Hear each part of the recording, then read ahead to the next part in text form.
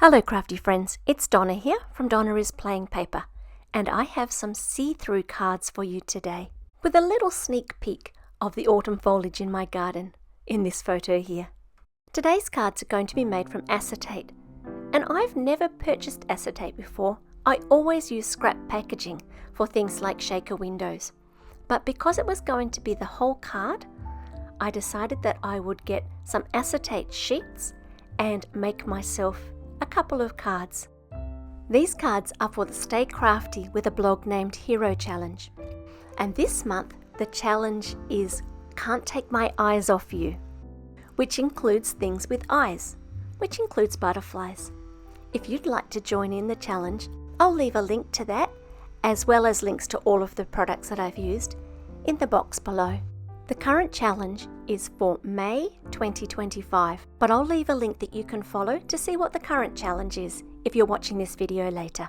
I'm just cutting this acetate sheet in half, and then I'm going to score it at 4 1/4 inches. You can see the score line there, and I'm just going to fold that and rub my bone folder over it. I was a little bit worried that it might sort of mark the acetate, and so for the first couple of times that I did this, I actually put a piece of paper over the top, but I found that it wasn't necessary in the end. And I'm going to use these beautiful butterflies as the feature image so that they look like they're kind of flying off through my card. These come as a separate stamp set, and there's the dies, or you can buy them in a bundle, and that's what I have here. And I've stamped and cut a bunch of these butterflies, and then coloured some in. When I cut out the butterflies, I cut out a matching white cardstock butterfly in each of the shapes, and I'm going to use those on the inside of the card. As well as that, I have a strip of green and a sentiment, again, both in pairs. The sentiments come from this Here For You stamp set, and I think you'll be seeing more of that because I've been having some fun making cards with that too. When I cut these strips, I just eyeballed them, so I'm just laying them next to each other to check whether perhaps one might be very slightly wider, and if it is, I'll put the wider one on the front.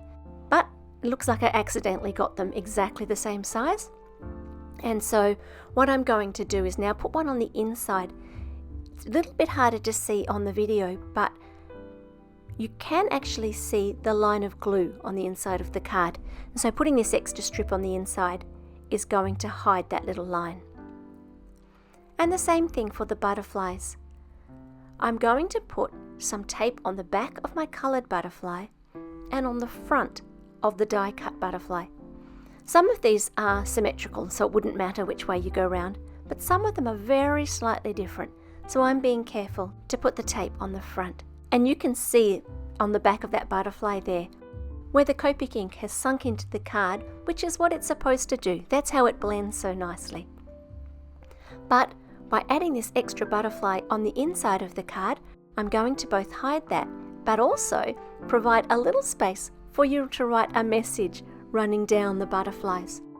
If you're worried about the message being able to be seen, there's a few things you could do. You could insert the message separately, or you could put another pair of butterflies on the back of the card so that altogether there are 4 butterflies, and then you could write the message on the inside and you wouldn't be able to see it from the back. And you can see clearly on the sentiment here that one has tape on the back and one on the front.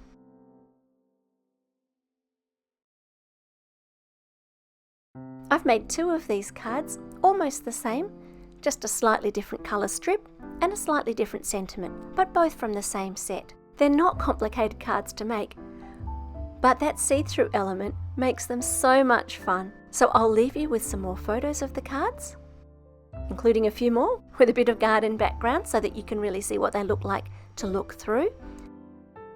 I'm going to put in a longer display of photos than usual so that we can listen together to my son Darcy's jazz waltz playing out to the end. I usually cut the music to match my photos, but today we'll listen to the music and I'll extend the photo show. Enjoy a peaceful moment, and I'll be back soon with some more cards. Bye for now.